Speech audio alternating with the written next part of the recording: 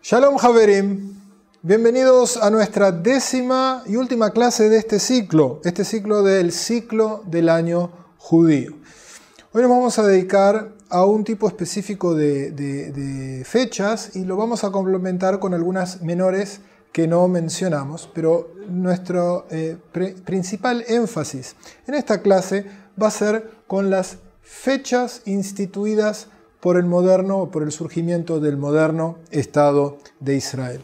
Me estoy refiriendo, si ustedes tienen el calendario frente a los ojos, el mes número 1 en el mes de Nisan, tendríamos que agregar el día 27 de Nisan, el día del recordatorio del Holocausto y el heroísmo en la Segunda Guerra Mundial, y nos vamos a referir a él en unos minutos. Siguiendo en el mes de Iyar, el día 5 de Iyar, nosotros celebramos el Día de la Independencia. Es el día en que David Ben Gurión pudo declarar la independencia, un viernes 5 de Iyar, 14 de mayo de 1948, del 5708. El día anterior, el día 4 del mes de Iyar, es el día en el que nosotros recordamos a los caídos en la en las guerras distintas de Israel, tanto desde el momento en que el Estado se funda, y también incluimos a los miembros de los grupos clandestinos y demás que cayeron en combate. Y luego tenemos el día 28 del mes de Iyar, el mismo mes, el día de liberación de Jerusalén. Fue el día en que la ciudad de Jerusalén fue reunificada en 1967 durante la Guerra de los 6 días. Vamos a empezar a explicar un poco lo que les quería recordar, si ustedes hacen memoria, que nosotros entonces en el calendario judío todo tenemos 3 tipos de fechas. Teníamos las fechas. Es un buen momento de empezar a hacer el resumen y el ejercicio intelectual. Teníamos fechas, fiestas y no solo fiestas, fechas que son de origen bíblico, son más que bíblico del Pentateuco, de la Torá. Tenemos fechas que son rabínicas, tenemos fechas que son vinculadas al moderno Estado de Israel, rabínicas, y algunas y estatales, y algunas que son solo estatales y no rabínicas. Pasemos a hacer memoria un poquito. ¿Cuáles son las fechas de la Torá? Un ayuno, que es el día de Kippur. Después tenemos días festivos. Tenemos Pesaj, primer y séptimo día. Shavuot, día de recepción de la Torá. Pesaj, día de la salida de Egipto. Sukkot, el día de la fiesta de las cabañas. El primer día de los 7 es día festivo. Shmini Atzeret o Simchat Torah, que es el 8º día de la semana de Sukkot, y habíamos dejado de lado a Rosh Hashanah, el 1 y el 2 del mes de Tishrei. Estas 5 fiestas, estos 5 Yamim Tovim, sumados a Yom Kippur, son las 6 fechas del calendario hebreo que tienen su origen en la Torah, amén de Shabbat, que es cada 7º día, y Rosh Hodesh, el novilunio, que es mes a mes. Luego tenemos fiestas de índole rabínico, que habíamos visto ya Hanukkah y Purim. Pero a Hanukkah y Purim, con fiestas de índole rabínico, vamos a tener que agregarle, ahora presten atención, Yom Ha'atzmaut y Yom Yerushalayim, el día de la independencia y el día de la liberación de Jerusalén, que amén de ser fechas del moderno Estado de Israel, son fechas de días decretados por el rabinato del Estado de Israel como días de acción de gracia, como días de agradecimiento religioso tanto por la independencia como la reunificación de la ciudad. Y luego tenemos fechas del moderno Estado de Israel. 2 de ellas ya las mencionamos, que son rabínicas, Yom Ha'atzmaut y Yom Yerushalayim, y tenemos por supuesto el día de recordación de los caídos en el Holocausto y el día de recordación de los caídos en las guerras. Nosotros habíamos hablado también de fechas de ayunos. Entonces, dentro de los ayunos, ¿se acuerdan que teníamos un ayuno que era Kippur, que era originado en la Torah? Los otros 5 ayunos, 4 originados por decreto rabínico, por decreto profético, y otro que surgió como popularmente, que es el ayuno de Esther. Los 4 ayunos por la destrucción del templo, si ustedes prestaron atención en la clase pasada, se van a acordar que son el 10 de Tebet, el 17 de Tamuz, 9 de Av y el ayuno de Gedalia. Y de esta forma, si ustedes ya lograron ir haciendo las distintas marquitas a lo largo del calendario del año todo, ya están comenzando a cobrar forma nuestro calendario. Quisiera referirme entonces un poco a las fechas modernas y un poco también a la forma en cómo se fueron estableciendo. Primeramente, en cierta forma, la primer fecha, en cierta manera, que tenemos, a la que quisiera referirme, es la del Día de la Independencia. 1948, ustedes ya lo estudiaron en sionismo, 15 de mayo de 1948 los ingleses se van a ir, la ONU les indicó que se tenían que retirar de la tierra de Israel. Ese día 15 de mayo resulta ser Shabbat, era sábado 15 de mayo. Y por lo tanto, la comunidad judía de la tierra de Israel, que ya funcionaba en elecciones libres desde 1920 prácticamente, y que ya estaba acostumbrada a tener coaliciones y demás, estaba liderada por David Ben Gurión en una coalición en la que también participaban partidos religiosos, y David Ben Gurión también había acordado con los religiosos que no participaban de su coalición, religiosos un poco más alejados del sionismo político, había acordado de que el futuro Estado de Israel iba a respetar las tradiciones y en cierta forma la religión, que el calendario judío iba a ser el calendario de vacaciones y demás, en lo que se llama, seguramente ya lo estudiaron en otro curso, el famoso acuerdo del status quo, la carta del status quo. Y por lo tanto, entonces David Ben Gurión tiene varios dilemas. Primero que nada, tiene el dilema de si declarar o no la independencia, y hay distintas leyendas urbanas y leyendas no urbanas y testimonios de cuál fue el proceso que lo fue llevando a la toma de decisión de finalmente declarar la independencia, pero él, según su biógrafo, Bar Zohar, ya el mero viernes 14 de mayo toma la decisión de que sí, que se puede declarar. Y lo que va a ocurrir es de que lo quiere declarar previo a que entre el Shabbat.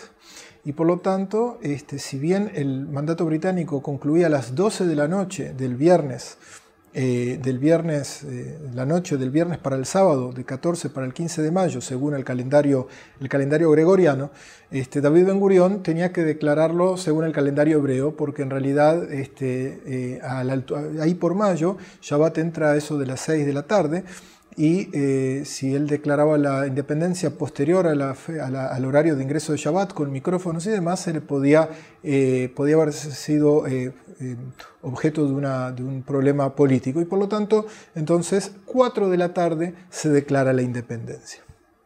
Ahora, tratemos de pensar en la emoción y en el entusiasmo de los judíos en ese día, en ese viernes. Afortunadamente ya es una época en la cual ya habían filmaciones de cine, y tanto del 29 de noviembre del 47 como del 14 de mayo del 48 tenemos registros de cómo las multitudes salieron a la calle a bailar, a pesar de que sabían y tenían claro de que se les acercaba días difíciles.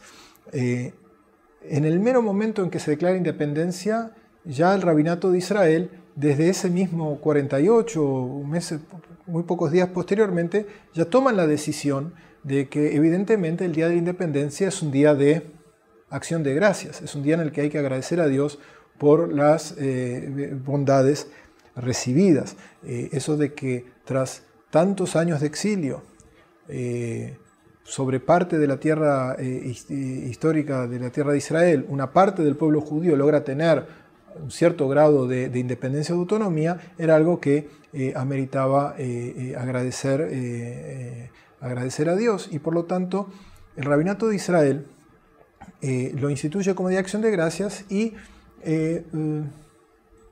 se va a instituir, sin entrar, no quiero entrar en el detalle del proceso y demás, pero se instituye que se recite un cántico de alabanza, el Halel, en el rezo, y se le prepara una suerte de liturgia para la noche. O sea, si ustedes hoy en día van a una sinagoga sionista, presten atención ahora, hasta ahora las sinagogas eran más tradicionales o menos tradicionales, pero ahora la pregunta es si es una sinagoga, además de tradicional, sionista. Si es una sinagoga que está más identificada con las decisiones del Supremo Rabinato de Israel, usted va a ir la noche de Yom Ha'atzmaut, en la víspera de Yom Ha'atzmaut por la noche, y el rezo va a ser un rezo un poco más largo, cantado, con una bonita música y con recitado de Halel. Les quiero recordar nada más que el Halel se recita en los días de fiesta, en Pesach. Halel se recita en Shavuot. El Halel es un cántico de alabanza instituido por nuestros sabios, es una de las 7 leyes rabínicas, que se bendice previo a su ejecución, igual que el encendido de las velas de Hanukkah, para el que nos acompañó hace 2 clases. El cántico este de alabanza se aplica a los días de grandes salvaciones. También en Hanukkah, durante los 8 días, se recita el Halel. Hanukkah es una fiesta rabínica y rabínicamente se decretó recitar Halel todos los días. Pesach es una fiesta de la Torah, pero los Jajamim declararon que se recite el Halel durante los días de Pesach, en su forma completa el primer día y medio Halel o el Halel incompleto el resto de los días, pero de nuevo es un cántico de alabanza destinado a días en los que el pueblo de Israel tuvo una gran salvación. Hasta el día de hoy, en las sinagogas que van según los lineamientos del Supremo Rabinato de Israel, en el día de Yom Ha'atzmaut se canta este himno de alabanza que es el Halel. El día de la independencia cae dentro de los días del conteo del Omer, en días en los cuales no hay bodas. El día de la independencia cae en los días de semiduelo del conteo del Omer, y en los días en los que muchas de las personas que ustedes vean por la calle están no del todo afeitadas o con el pelo no cortado del día anterior. O sea, nuevamente, no hay bodas, no hay grandes fiestas, no hay grandes, la gente no se muda de casas o no hace fiestas de inauguración de nuevas casas. Son días, no de duelo, pero son días de recordación por los alumnos de Rabbi Akiva que habían muerto hasta el día 33 del Omer, si ustedes se acuerdan bien. Pero Yom Ha'atzmaut, para aquellos judíos observantes que van según los lineamientos del Rabinato de Israel, la alegría de la salvación de Yom Ha'atzmaut es una alegría que justifica hacer fiesta. Entonces, los días anteriores a Yom Ha'atzmaut no hay orquestas, el público observante no va a hacer fiestas con orquesta. En ese día de Yom Ha'atzmaut en sí puede haber música y demás, por cuanto que un buen evento puede dejar sin efecto una medida de semiduelo por un evento histórico. Recuerden de que previo a la muerte de los alumnos de Rabbi Akiva, en esos días del Omer, no había ninguna limitación ni a bodas ni nada por el estilo.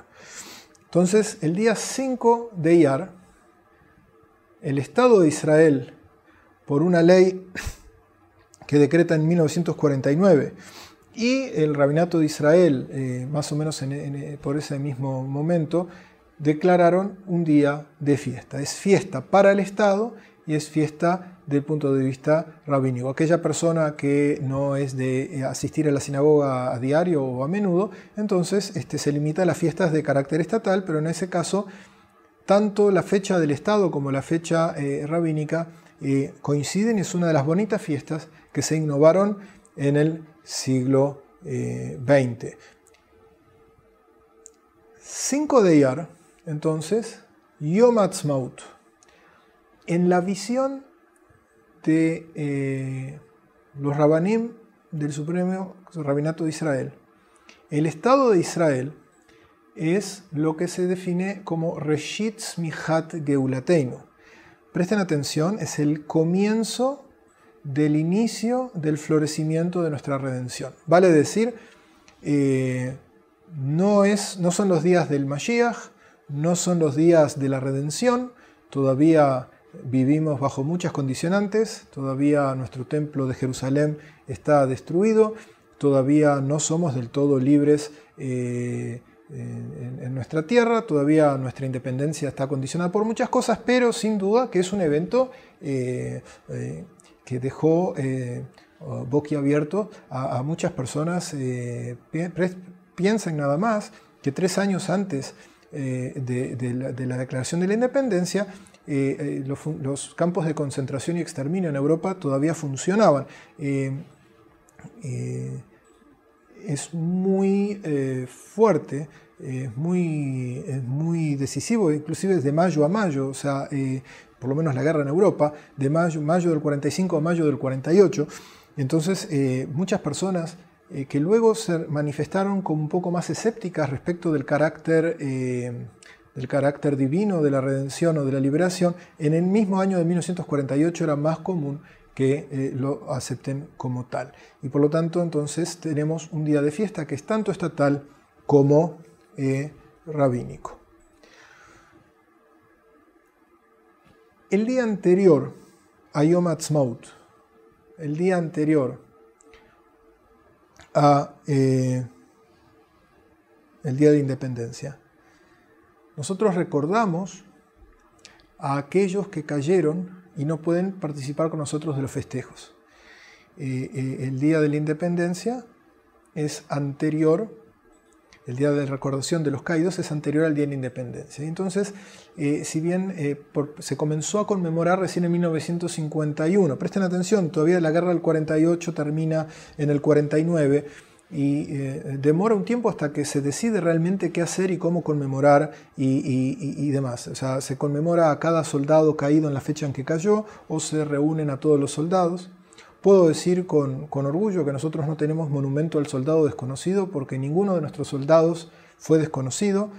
Todos los caídos en las guerras de Israel tienen nombre y tienen apellido, y tienen una fecha en la que cayeron. Y entonces el pueblo de Israel en común, en su totalidad, el día 4 de Iyar, acude a los cementerios militares y a distintos actos recordatorios, y también tiene si bien es una fecha que se instituyó en el año 51 y por ley recién la ley del Día de Recordación de los caídos en las guerras, si la memoria no me falla, fue en 1963 que recién se legisló finalmente, pero entonces ese es el día en que se recitan, por ejemplo, oraciones mortuorias por todos los caídos. Es decir, cada persona, volvemos al tema del Kadish que nos ocupó en la clase anterior, o sea, por cuanto que nuestros soldados en las guerras de Israel, todos sabemos quiénes eran y todos sabemos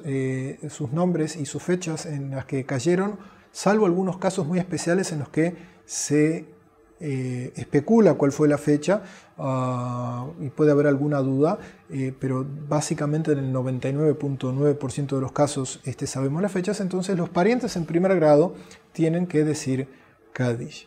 Hay sí, sin duda, también casos trágicos, por ejemplo, gente que fueron los únicos sobrevivientes de sus familias del Holocausto, llegaron como refugiados de guerra a las costas de Eretz Israel. Inmediatamente con su llegada después de la Segunda Guerra Mundial fueron reclutados en las milicias o en el ejército de Israel, caen en combate en la Guerra de Independencia y no dejaron ningún pariente ni ningún familiar que diga por ellos Kadish. El día entonces 4 de Iyar, que es el día de recordación de estos caídos, el Hazán, el cantor litúrgico del ejército,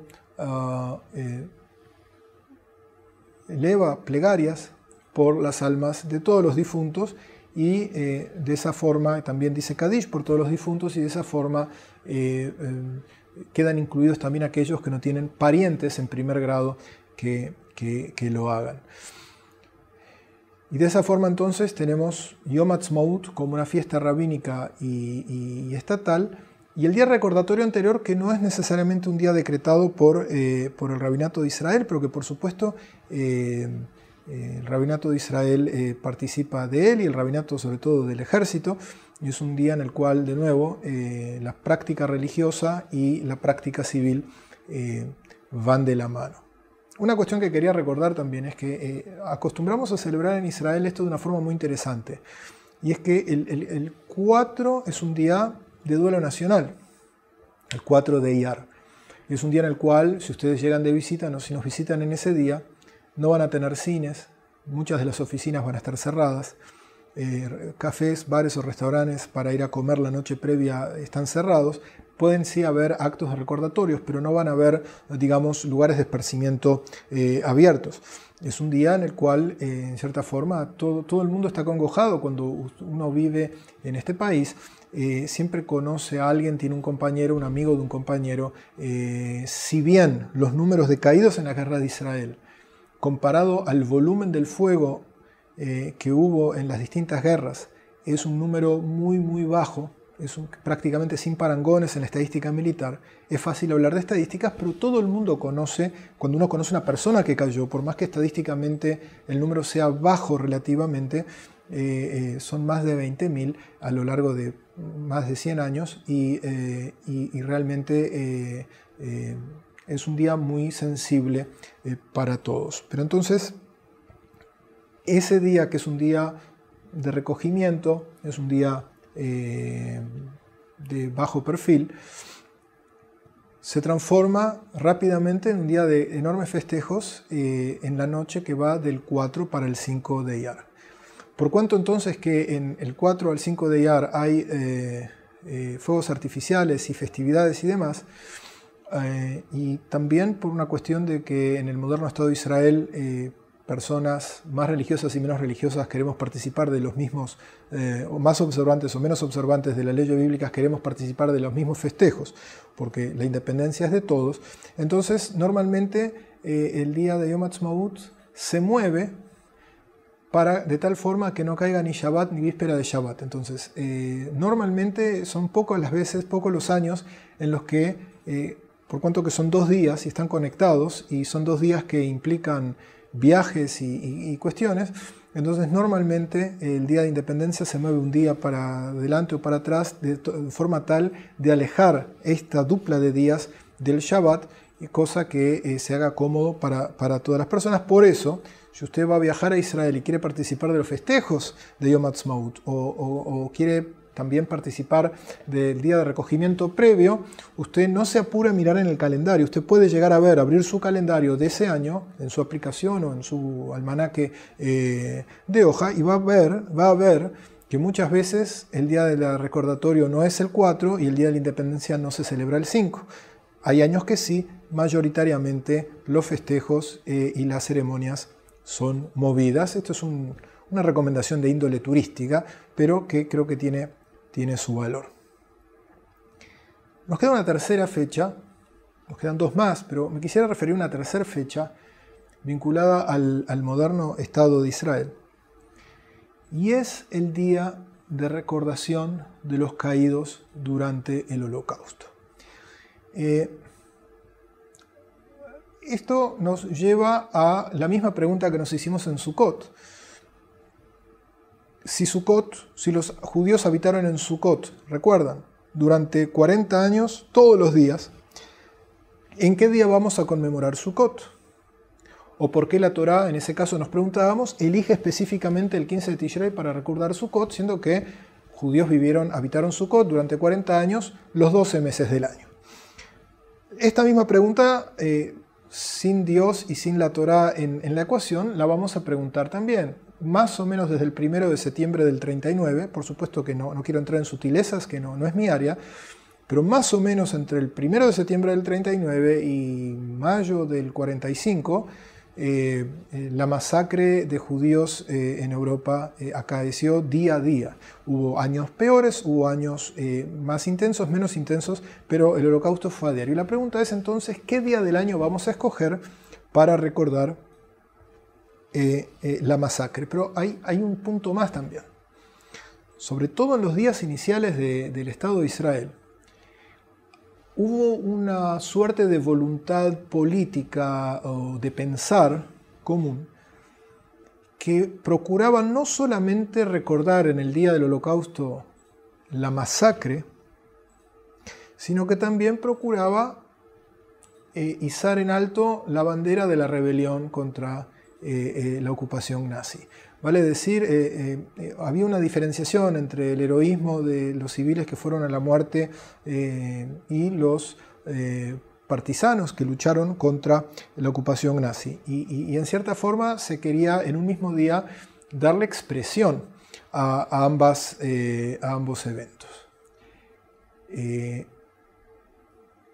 El gueto de Varsovia, en el gueto de Varsovia, Varsovia era el centro de la vida judía antes de la Segunda Guerra Mundial. Parece mentira poder decir hoy que en Varsovia hay, no sé si hay 1.000, 2.000 o 3.000 judíos, y quizá si hay muchos, hoy hay 5.000, no creo que los haya, pero solamente pensar que Varsovia es una ciudad que, desde el punto de vista del mapa judío, no existe hoy, pero hace 80 años era el centro, el corazón del judaísmo. 80 años no es tanto tiempo. Entonces, por ser Varsovia ese lugar tan simbólico y tan representativo, en 1943, cuando, presten atención que se empezó a mandar gente de Varsovia a Treblinka alrededor del 9 de Av del año 42, a propósito de las fechas que teníamos, los primeros envíos fueron, si la memoria no me está traicionando, el 9 de Av de 1942. Pero ya sobre el advenimiento de la primavera, al llegar el mes de abril, ya el gueto estaba prácticamente liquidado, la enorme mayoría de los judíos ya habían sido enviados a su exterminio, y entonces el comandante del gueto de Varsovia decide ofrecerle un regalo a su maldito líder, que cumplía años el 20 de abril. Esta es una recomendación también de amigos. Si ustedes son judíos y van a viajar por Europa, el 20 de abril, tengan cuidado dónde van, porque se pueden topar con alguna marcha neonazi. Es el cumpleaños de su maldito líder, pero entonces como regalo de cumpleaños se le quiso ofrecer la eliminación del gueto, y cuando los miembros de la resistencia en el gueto entendieron que eso es lo que iba a ocurrir, surge la rebelión en el gueto en la víspera de Pesaj.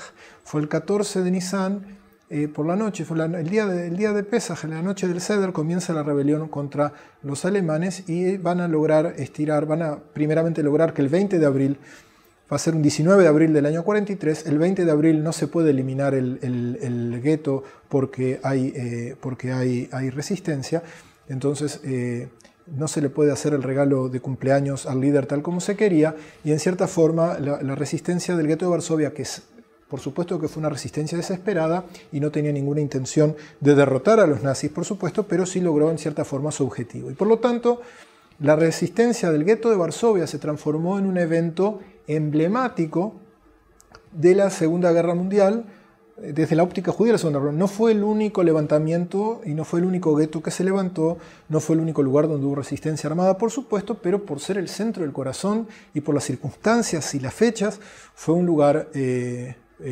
fue quizá el levantamiento más emblemático. Y por lo tanto, una de las propuestas hubiese sido, bueno, recordemos el día del Holocausto, el día en que estalló la rebelión del gueto de Varsovia.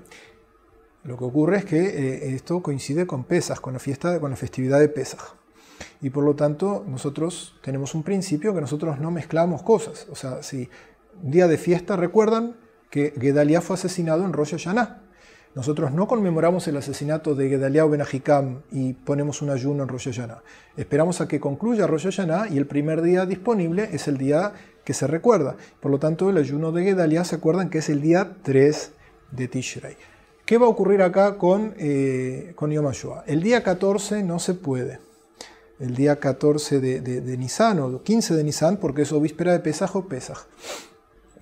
Y por lo tanto se termina de escoger una fecha en un debate en la Knesset. Es muy interesante también porque hubo distintas opiniones. Y ahora presten atención, hay que recordar el Holocausto algún día. Por un lado queremos recordar al gueto de Varsovia. Por otro lado, hubo opiniones, si la memoria no me falla, Menachem Begin, el jefe de la oposición, propuso que sea el 9 de Av el día del recordatorio del Holocausto, por cuanto que el exilio al que nos sometieron los babilonios y después los romanos son los que nos transformaron en un pueblo frágil y disperso que puede ser con relativa facilidad asesinado o masacrado. Y por lo tanto, una de las ideas que propuso es que sea el 9 de Av. Y por supuesto que ahora el 9 de Av murieron judíos. Y la pregunta es, ¿por qué no el 9 de Av? Y de esa forma ya unimos dos fechas trágicas y mantenemos la conmemoración un mismo día. Uno de los argumentos en su momento de la discusión, y creo que es un argumento válido, y es de que el 9 de Av, el mes quinto, Av, cae aproximadamente entre julio y agosto, y los niños en los colegios están de vacaciones. Y por lo tanto hay que buscar una fecha en la cual los niños puedan estudiar sobre el Holocausto para que el tema no se quede sin estudio. Les doy un comentario lateral, y es que en mi Uruguay natal, en la fiesta de Hanukkah, por ejemplo, siempre caía aproximadamente por fin de diciembre o enero.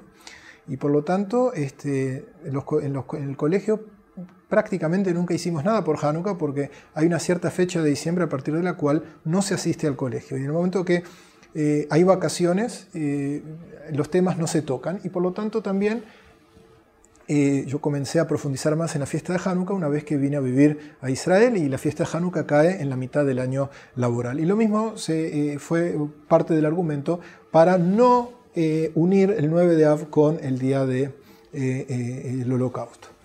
Otro argumento fue, bueno, también hacerlo junto al día de la rebelión del gueto de Varsovia, y lo que se escogió fue finalmente una fecha cercana pero menos problemática, que es la fecha del 27 de Nisan.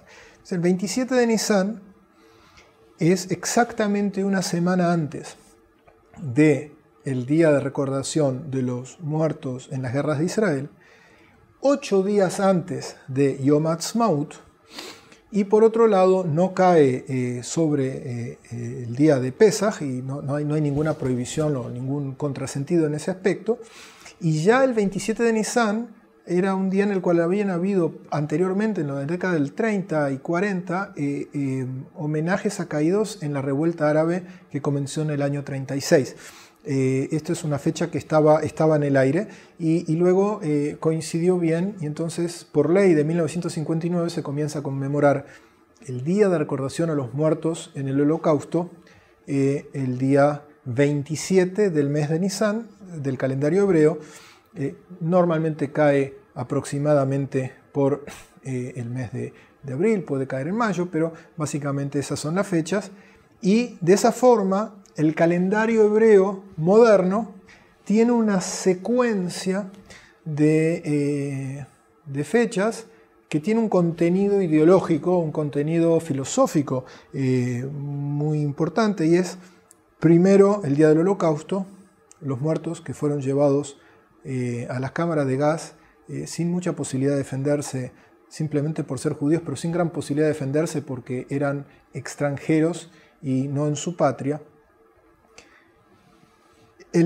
Luego el día de recordación de aquellos que lucharon por el establecimiento del Estado de Israel, el 4 del mes de Iyar, y ya posteriormente los festejos del Día de la Independencia. De esa forma tenemos el concepto hebreo moderno, que es desde el Holocausto a la resurrección nacional. Es unas semanas, son unos 8 días en el calendario, en el cual los temas educativos y los temas de debate en la televisión y en los diarios ocupan sobre esa cuestión, que es el tema del resurgimiento judío, el increíble resurgimiento judío en el siglo XX. El resurgimiento que es milagroso, pero ahora vamos a ver que hubo quien intuyó o lo pronosticó en cierta forma, y es una de las cuestiones bonitas que quisiera mencionar. Pero antes, no quisiera dejar sin mencionar nuestra cuarta fecha. Entonces nosotros tenemos 27 de Nisan, día recordatorio de los muertos por el Holocausto. By the way, el Rabinato de Israel había establecido anteriormente, mucho antes de 1959, que el Kadish general por los caídos en el Holocausto sea recitado el 10 de Tevet. Eso no se modificó. El día del Holocausto, el Hazán, el cantor litúrgico del ejército, también recita un Kadish por los caídos, una oración mortuoria por los caídos en el holocausto. Por supuesto que esto es un acto oficial y lo que ocurre el día 10 de Tevet son las personas que recitan en memoria de sus caídos. No hay limitación en cuanto a recordación de caídos y la superposición de llegar a existir no implica problema alguno. Ya tenemos entonces mencionadas 3 de las 4 fechas que se innovaron en el calendario hebreo en este siglo XX y pasado siglo XX, pero vamos a tener una 4ª, y es el día de la reunificación de Jerusalén.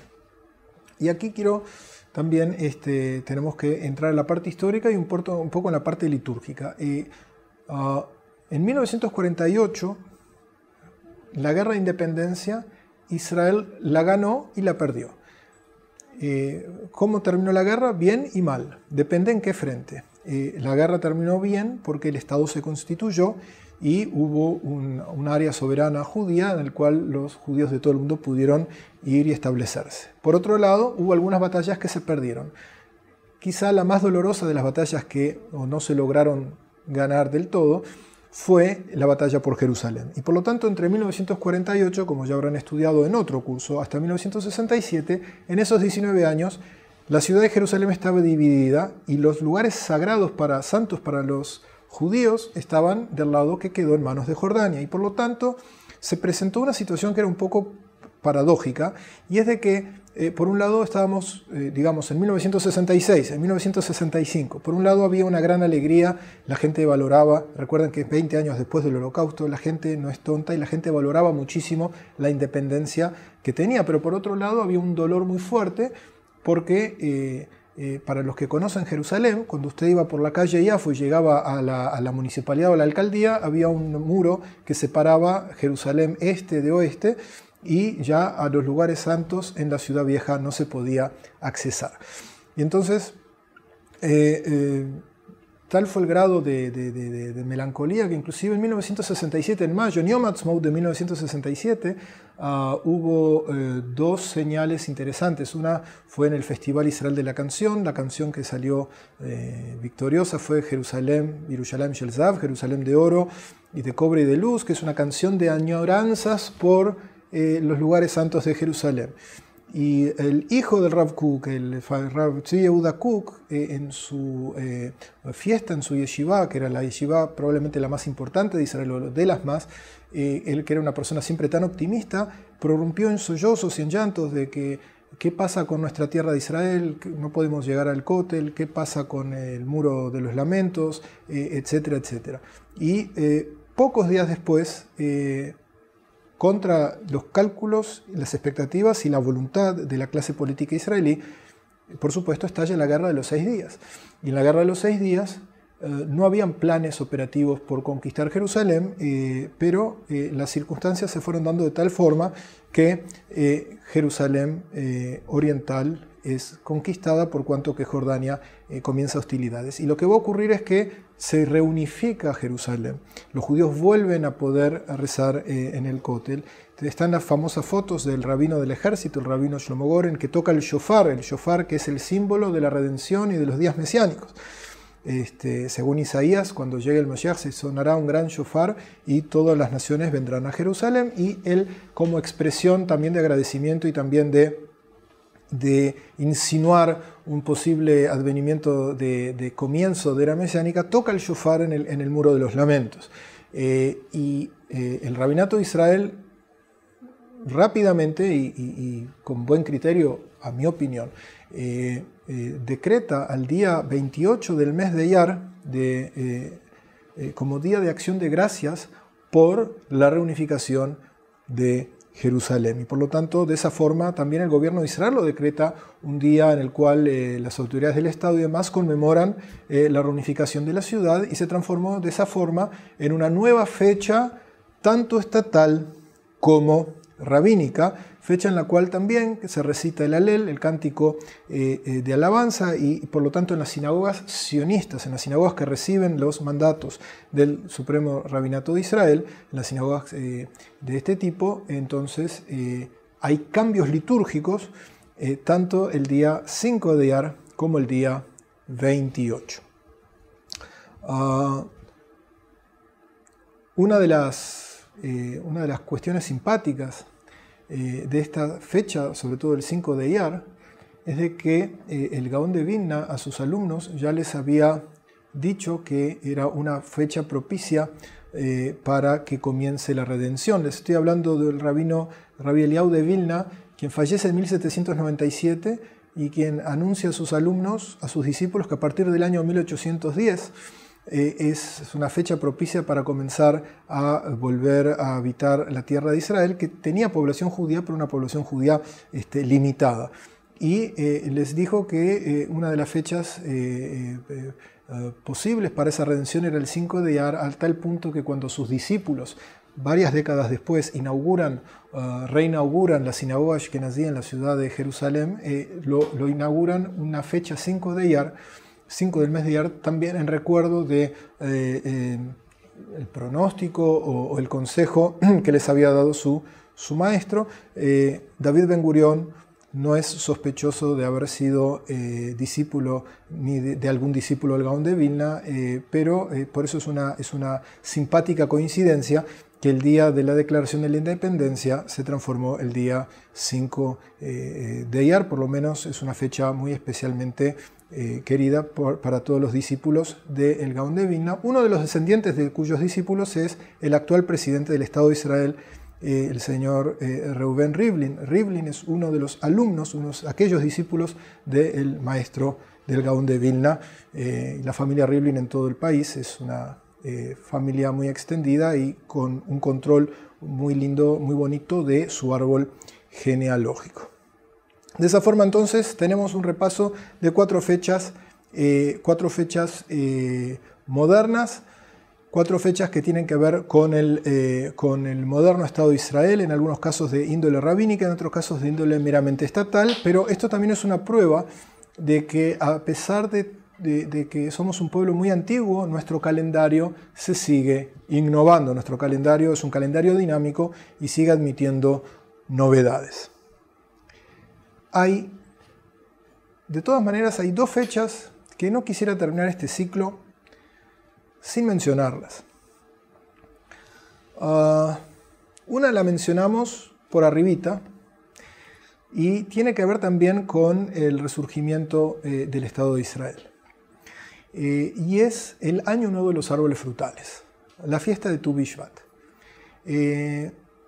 A ver si me encuentran Shvat en el calendario. 15 del mes de Shvat es el mes número 11, muy bien.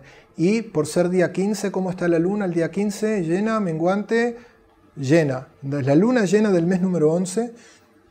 En días del Templo de Jerusalén, en los cuales los sacerdotes recibían diezmo y el pueblo daba diezmo y los levitas, y estábamos todos en un estatus litúrgico de pureza y podíamos deducir diezmos, recibirlos y entregarlos.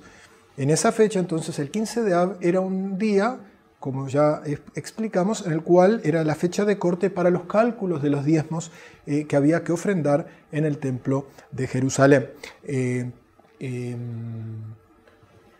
Los árboles frutales requieren de diezmos y hay que calcular de alguna fecha a otra fecha cuánto es un 10% o un 21%, como dijimos, que eran la sumatoria de todos los, prácticamente de todos los impuestos, las imposiciones bíblicas.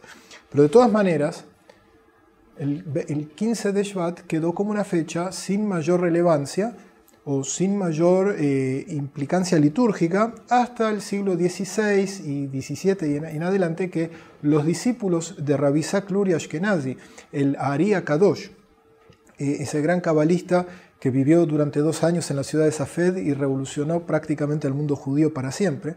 Es un caso interesantísimo para estudiar cómo en un pueblo donde todo el mundo discute tanto, una persona llegó por tan poco tiempo y generó consensos tan grandes. Pero una de las innovaciones de Ari Kadosh o de sus discípulos es lo que se llama el Seder de Tu Bishvat, que es una cena de Tu Bishvat, una cena en la cual, una comida en la cual se toman 4 copas de vino y se comen 30 frutas diferentes. Por supuesto que entre todos los invitados hay que probar esas 30 frutas, no recomiendo a ninguno que se las coma todas no el mismo día o no en la misma comida. Pero de todas y eso créanme que es una recomendación correcta.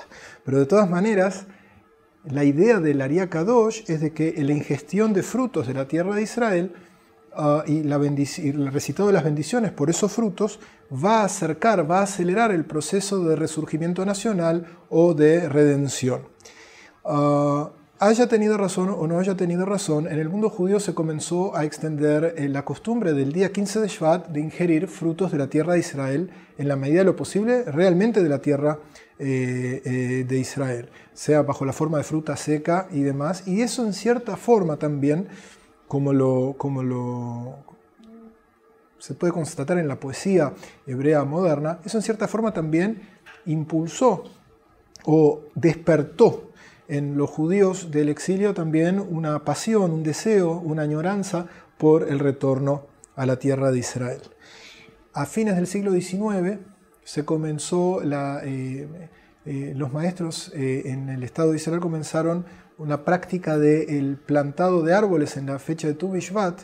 Hoy en día la fiesta de Tu Bishvat se celebra tanto con un ser de Tu Bishvat, con una comida de Tu Bishvat, con un estudio de textos que tienen que ver con las virtudes de las frutas de la tierra de Israel y los frutos de la tierra de Israel, por cuanto que también es visto por la tradición judía, dice el Talmud, que cuando la tierra de Israel vuelva a ser fructífera y a dar sus frutos, va a ser la señal inequívoca que el Redentor está por llegar, que el Mashiach está por llegar, por cuanto que el profeta Ezequiel dijo: y ustedes, montes de Judá, dad vuestros frutos a mi pueblo Israel que va a volver. O sea, ¿cuál es la señal de que el pueblo Israel está camino a retornar a la tierra de Israel y por lo tanto la redención en camino?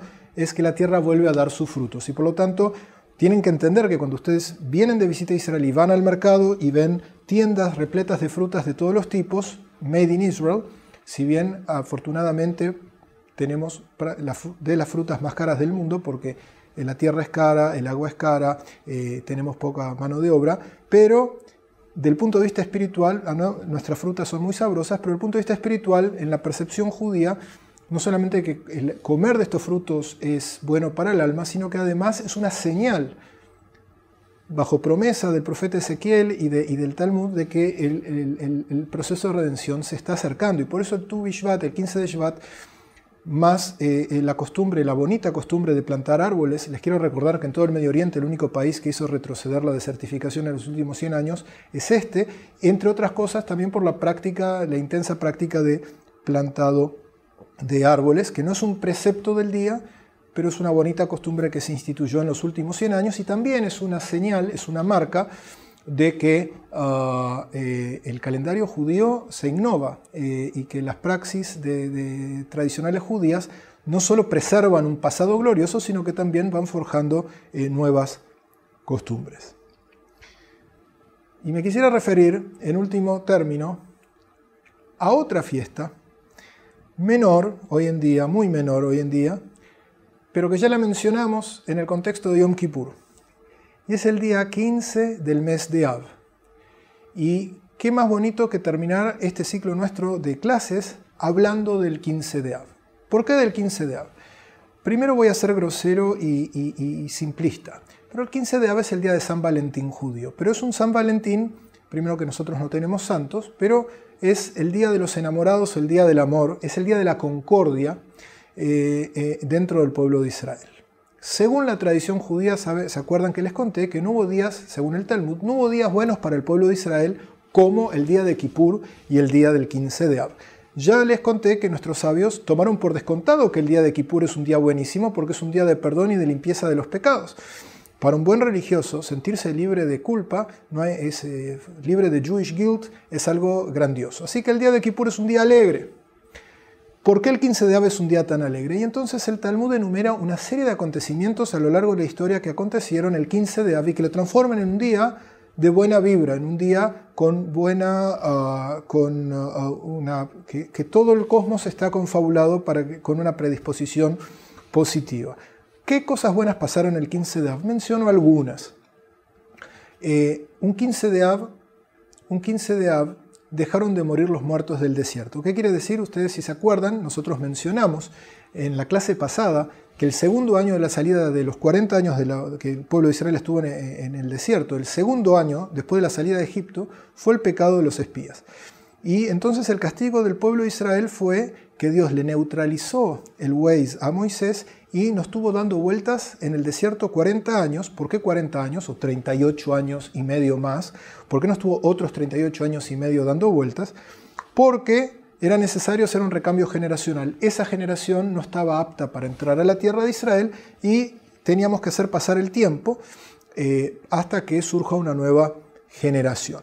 Y entonces, año tras año, según la tradición oral, el 9 de Av iban falleciendo todos los que tenían que ir falleciendo. O sea, la gente no moría parejo a lo largo del año, sino que eran todos los aniversarios del pecado de los espías que iba falleciendo la antigua generación. Hasta que llegamos al 9 de Av del último año, previo a la entrada. Les recuerdo que los judíos salimos de Pesaj, cruzamos el Jordán en Pesaj, o sea, en el mes de Nisan. Celebramos el Pesaj, pero el mes de Nisan salimos de Egipto, el mes de Nisan, 40 años después, ingresamos a la tierra de Israel. Entonces, el 9 de Av anterior, quedaban una serie de miles de judíos que todavía no habían fallecido y pertenecían a la generación anterior que tenía que ser recambiada, y entonces ellos a la mañana siguiente se levantan, se despiertan y están vivos. Y luego, cuando llegan a mitad de mes, se dan cuenta que no hay un error en el cálculo, porque si la luna está llena es que estamos a 15 de mes y no a 9 de mes. Y por lo tanto se ve que hay una tanda de gente que tenía que haber fallecido, pero que no falleció en el desierto y que pudo entrar a la tierra de Israel. Un 15 de Av dejaron de morir los muertos del desierto. Posteriormente, un 15 de Av, las tribus de Israel decidieron casarse unas con otras porque las parcelas ya estaban divididas y por lo tanto los matrimonios entre las tribus no alteraban los derechos de propiedad a la tierra y no generaban conflictos. Y por lo tanto, un 15 de Av, el pueblo de Israel volvió a casarse entre sí, tribu con tribu. Y un 15 de Av más adelante, las tribus de Israel perdonaron a la tribu de Benjamín. Si ustedes van al final del libro de Jueces, hay un capítulo espantoso sobre una guerra civil muy grande que surge a raíz de una violación violenta que termina en la muerte de una mujer violada masivamente. La descripción es muy dolorosa, prefiero que ustedes lo lean solitos al final del libro de Jueces. Y entonces las tribus de Israel salen todas a reprimir a la tribu de Benjamín hasta que se arrepienten y se dan cuenta que van a exterminar una tribu. Y un 15 de Av hacen las paces todas las tribus con Benjamín y vuelven a casarse con la tribu de Benjamín, y la tribu de Benjamín no va a desaparecer. Un 15 de Av entonces es un día de comunión, un día de salvación, un día de hermandad y un día de amistad. Y por lo tanto los días 15 de Av en Shiloh, el sitio donde estaba el tabernáculo, el sagrado tabernáculo, eran días de grandes fiestas de Shidujim. Las muchachas salían a los viñedos a bailar, venían por supuesto las solteras y venían los solteros, y se acuerdan que ya les conté anteriormente que según el Talmud habían alguaciles del tribunal para que no hayan problemas o malentendidos, y entonces las muchachas bailaban, cada muchacha bailaba con el vestido de otra, para que tú según el vestido no sepas si la niña tiene dinero o no tiene dinero, y para que ninguna de las niñas se avergüence. Y por lo tanto, Cenicienta, fíjense, muchos años antes de que Walt Disney inmortalizó el cuento de la Cenicienta, nosotros tenemos un relato del Talmud en el cual ninguna chica viste su propio vestido en la fiesta en la cual la tiene que elegir el príncipe azul, para que ninguna niña, por ser pobre o por no tener una mamá de buen gusto que le ayuda a comprar el vestido correcto, se avergüence de ir a la fiesta. Y es así que en el día 15 de Av, por ser el día de la amistad y del amor, el día de la confraternidad, el día de la unión entre las tribus, el día de la pacificación entre las tribus, es el día también, el día en que se unen hombres y mujeres formando nuevas familias en el pueblo de Israel. Y no hubo día bueno en el pueblo de Israel salvo Yom Kippur, que es el día del perdón, y el 15 de Av, que es una fecha, una fiesta de formación de matrimonios. Y quisiera entonces llevarlo hoy en día, porque hoy en día ya en Shiloh, en la ciudad de Shiloh, ya no hay tabernáculo, y hoy en día oficialmente ya no hay más este tipo de festividades, pero sí se siguen haciendo eventos para solteros y solteras, y todavía se siguen haciendo algunos eventos de este tipo, rememorando el antiguo 15 de Av, con la luna llena de un precioso mes de verano que a veces cae sobre julio y a veces cae sobre agosto. En la tierra de Israel, miles de años después, se siguen formando un 15 de Av no solo un 15 de Av, pero también un 15 de Av, se siguen formando parejas y se sigue cultivando el amor entre judíos. Y si se acuerdan de la clase pasada, les conté que según el Rav Kook, el templo de Jerusalén se va a reconstruir el día que haya amor gratuito. Quiere decir, no malinterpreten lo que dije, amor gratuito implica que las personas se llevan bien unas con otras, aunque no haya ninguna causa, sin que medien regalos o intereses. Cuando vuelva a haber fraternidad en el pueblo de Israel y vuelva a haber amor en el seno del pueblo de Israel, nuevamente vamos a tener un set nacional completo que va a incluir, primero Dios, el templo de Jerusalén. Y el 15 de Av es uno de los recordatorios. Por lo tanto, si usted tiene un amigo judío, una amiga judía, y si usted es judío y está casado o está casada, qué mejor que fijarse en el calendario cuando cae el 15 de Av, qué día exacto, y sorprender a su persona querida con un ramo de flores o con un regalo de su agrado y decirle feliz día de la amistad o feliz 15 de Av, y en mérito de la alegría y la confraternidad, juntos vamos a tener todos, judíos y no judíos, muchos y buenos años por delante para vivir en armonía. Ha sido un placer recorrer el calendario con ustedes y ha sido un placer poder terminarlo en una fecha tan bonita que está esperando un resurgimiento completo.